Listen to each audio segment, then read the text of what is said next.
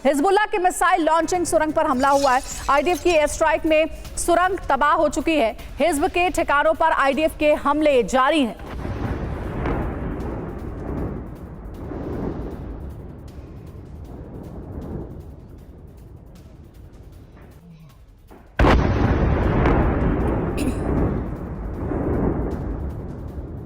और अगली breaking news है, इजरायली शहरों पर हिजब के हवाई हमले जारी हैं। सफेद इलाके पर मालक 1 मिसाइल से अटैक किया गया।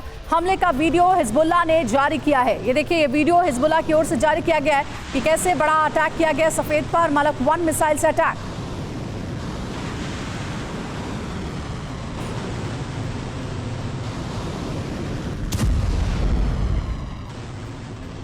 और वहीं उत्तरी इजराइल के हाइफा शहर पर भी रॉकेट अटैक हुआ है। इजरायली एयर डिफेंस ने हमले को नाकाम किया। आईडीएफ ने हवा में ही रॉकेट को मार गिराया है।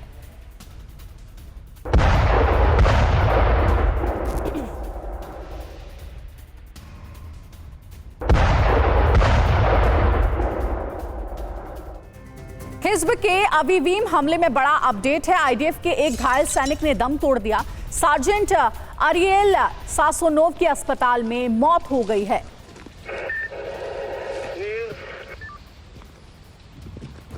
तो ये तस्वीरें आप देख सकते हैं कैसे इस बड़े हमले में एक जवान की मौत हो गई है। सार्जेंट अरियल सासोनोव की अस्पताल में मौत हो गई। इजराइल का ये सैनिक बताया जा रहा है जिसने दम तोड़ दिया।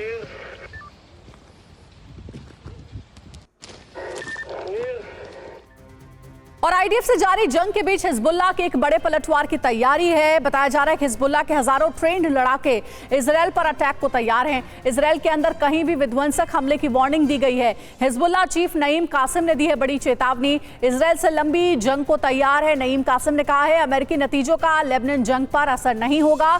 नईम कासिम की ओर से कहा गया 24 घंटे में लेबनान से 120 से ज्यादा हमलों का दावा किया गया है।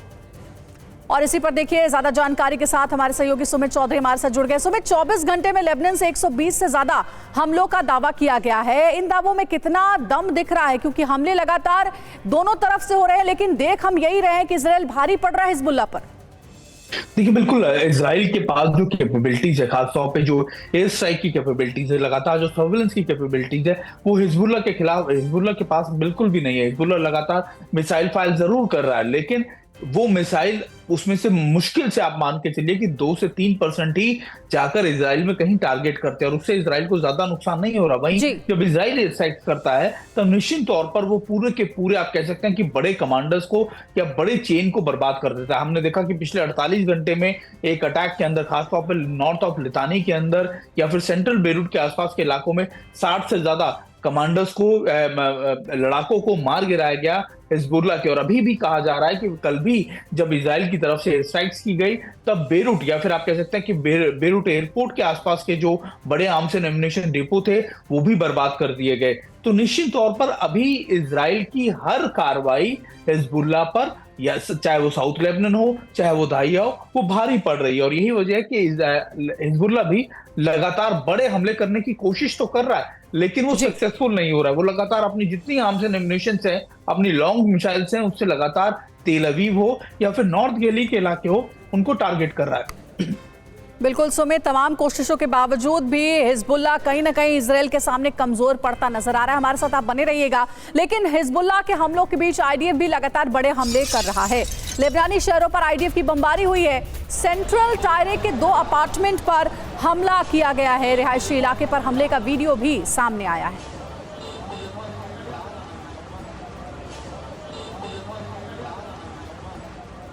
और आइए जानते हैं कि लेबनान के किन इलाकों को आईडीएफ टारगेट करके हवाई हमले कर रहा है। लेबनान में अब तक की सबसे भीषण बमबारी हुई है। बेरूत, दाहिया, बेका, बालबेक में हमले किए गए। बमबारी में हिजबुल्लाह के 60 से ज्यादा लड़ाके ढेर हो गए हैं। लेबनान में इजराइल का ऑपरेशन कंट्रोल ब्लास्ट जारी है। भीषण धमाकों से समतल हो रही है पूरी की पूरी बस्ती।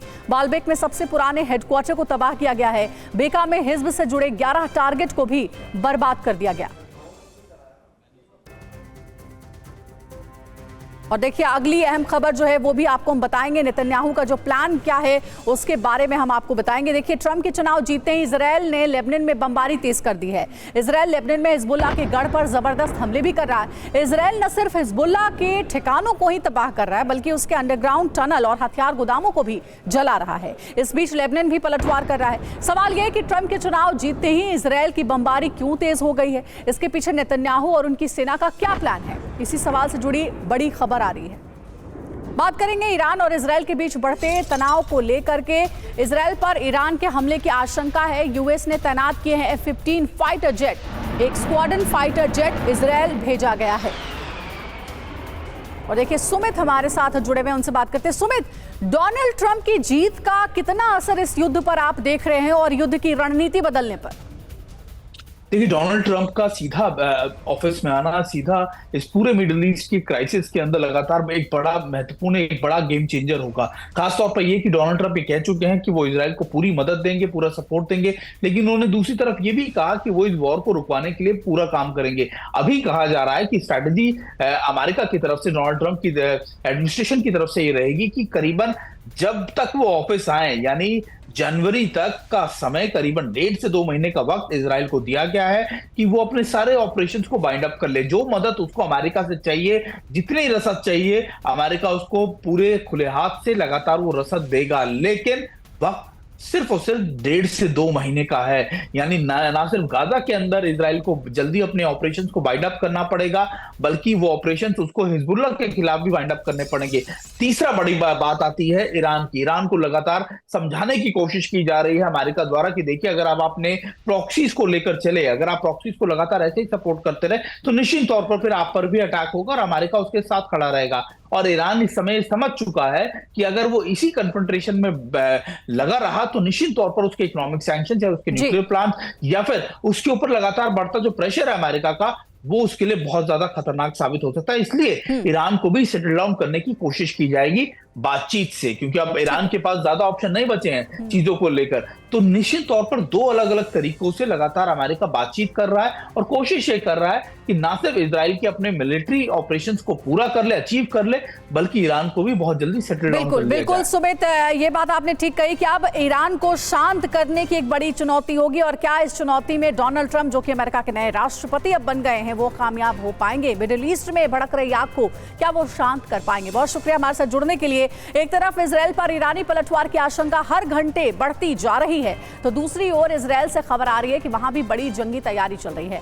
खबर है कि आईडीएफ के जंगी बेड़े में नए फाइटर जेट शामिल होंगे, CH-53 के हेलीकॉप्टर भी शामिल किए जाएंगे। इजरायली एयरफोर्स की ताकत को और बढ़ाया जाएगा।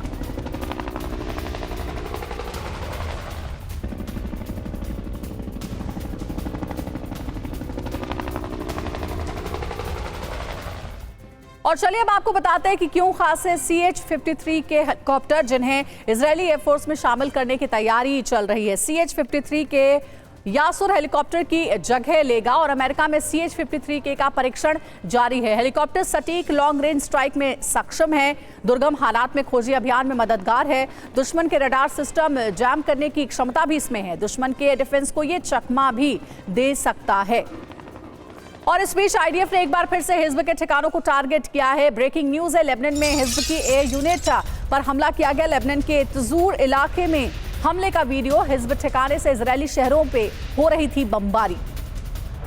और ये देखिए तस्वीर आप देख सकते हैं, लेबनान के तजूर इलाके में हमला किया गया है, उसका वीडियो सामने आया है। यहाँ पे हिजब का ठिकाना था जिसे इजरायल ने धमाके के साथ उड़ा दिया।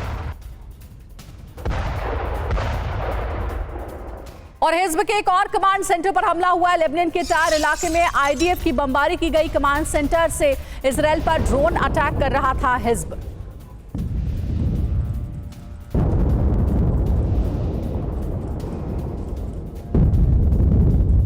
और वहीं हिजबुल्लाह के अंडरग्राउंड ठिकाने पर हमला हुआ। आईडीएफ ने जारी किया हमले का वीडियो। एयर स्ट्राइक में हिजब का ठिकाना तबाह हो गया है।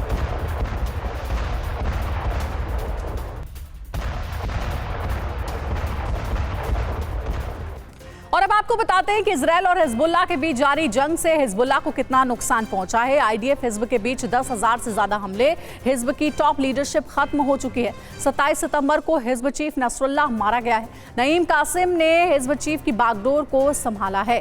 हिजब के 10 टॉप कमांडर, 500 लड़ाके मारे गए हैं। हमलों में लेबनान में 750 लोगों की जान चली गई। और अमेरिका के साथ बातचीत के लिए पुतिन तैयार है। पुतिन ने डोनाल्ड ट्रंप की तारीफ की है। डोनाल्ड ट्रंप एक साहसिक व्यक्ति हैं। पुतिन ने कहा है रूसी राष्ट्रपति ने ट्रंप को जीत की भी बधाई दी है।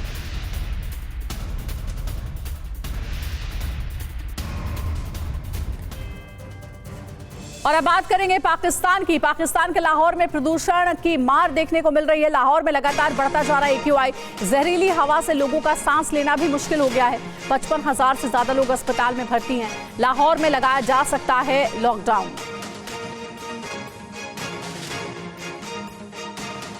तो पाकिस्तान के लाहौर में प्रदूषण से हालात बद से बदतर होते जा रहे हैं। लाहौर में AQI 1900 का आंकड़ा भी पार कर रहा है।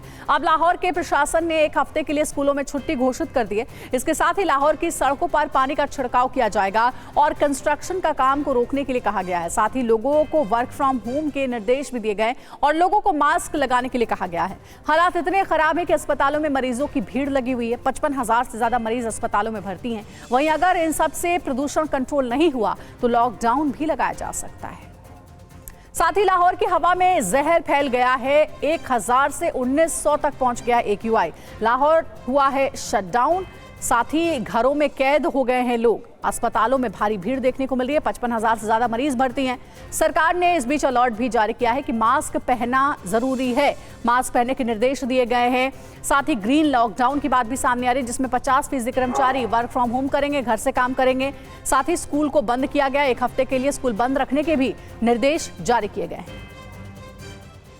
और अब आपको प्रदूषण का मीटर हम बताते हैं कि कितना AQI आपकी सेहत के लिए सामान्य है और कितना AQI आपके लिए खतरनाक साबित हो सकता है। हवा का प्रदूषण मीटर क्या कहता है, देखिए बिग बॉल पर आपको बताएंगे। देखिए AQI यानी एयर क्वालिटी इंडेक्स अगर 0 से 50 तक है तो ये आपकी सेहत के लिए अच्छा है।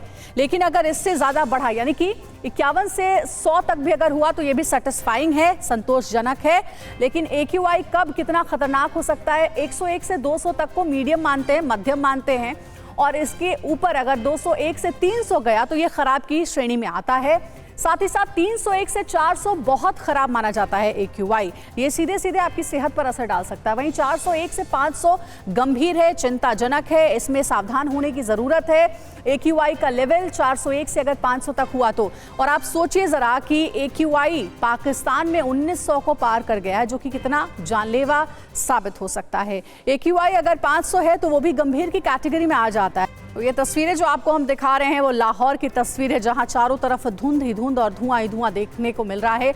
ये दरअसल प्रदूषण का धुआं है, प्रदूषण की धुंध है, जिसकी वजह से लाहौर में रहने वाले लोगों का सांस लेना भी दूभर हो रहा है।